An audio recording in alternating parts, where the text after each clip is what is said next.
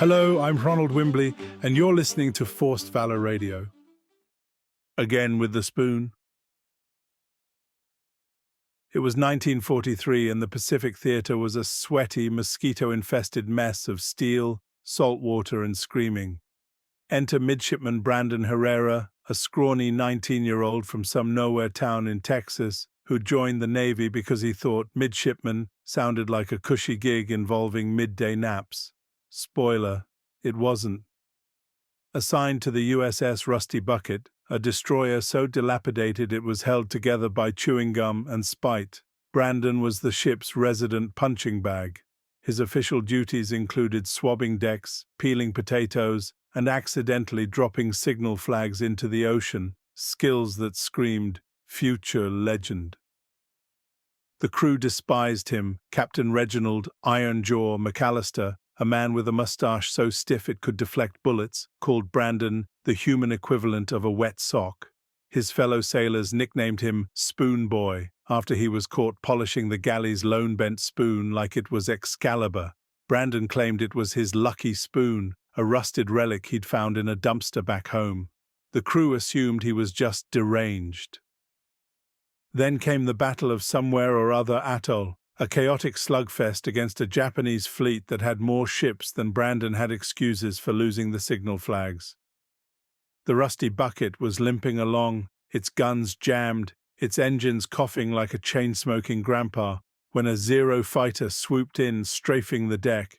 Sailors dove for cover, screaming about their imminent doom, while Brandon, oblivious as ever, stood there, spoon in hand, trying to scoop seawater out of a puddle like it was soup.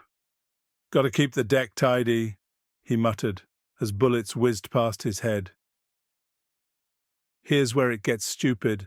The Zero's pilot, apparently distracted by Brandon's sheer idiocy, misjudged his strafing run and plowed into the ocean.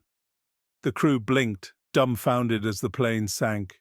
Did Spoon Boy just win a dogfight?" someone whispered. Captain McAllister spat tobacco overboard and growled, "Dumb luck doesn't count." But dumb luck was Brandon's superpower. Later that day, a Japanese sub bore down on the Rusty Bucket, its guns blazing. The ship's guns were out, and the crew was down to throwing insults and old potatoes. Brandon, still clutching his spoon, tripped over a loose cable and face planted onto the deck, right next to a live depth charge that someone had carelessly left rolling around. Panicking, he flailed, accidentally smacking the charge with his spoon. The spoon's bent edge hooked the pin, yanked it free, and, because physics is a cruel comedian, the charge rolled off the deck, splashed into the water, and detonated directly beneath the enemy submarine. The explosion was biblical. The Japanese sub erupted in a fireball, its crew catapulted into the sky like confused acrobats. The Rusty Bucket rocked from the shockwave, and Brandon, sprawled on the deck with his spoon aloft like a conquering knight, shouted, "I meant to do that." He hadn't, everyone knew it, but the crew, too shell-shocked to argue, started cheering. Word spread fast. By the next morning, Brandon's heroics had reached Admiral Chester Nimitz himself, who was reportedly sipping coffee when an aide burst in yelling, "Sir, some idiot with a spoon sank a submarine." Nimitz, assuming it was a code he didn't understand, demanded a full report. The report was a mess. Half the witnesses claimed Brandon was a tactical genius. The other half said he was a walking disaster who'd accidentally saved their hides. Either way, the Rusty Bucket survived, the enemy didn't, and someone had to get credit.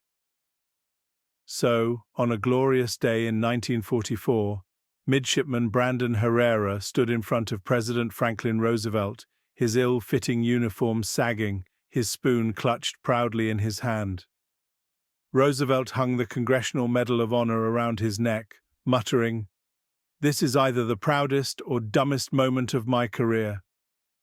Brandon grinned, saluted with the spoon, and promptly dropped it on the president's foot. Post-war, Brandon retired to Texas, where he opened a diner called Spoon Boy's Victory Grub. The centerpiece?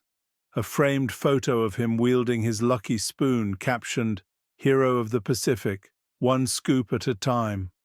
Historians still debate whether he was a genius or a fluke.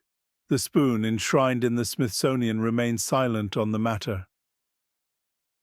And so, the legend of Brandon Herrera endures, a sarcastic, ridiculous testament to the idea that even the lowliest midshipman can stumble into glory, armed with nothing but a utensil and a complete lack of self-awareness.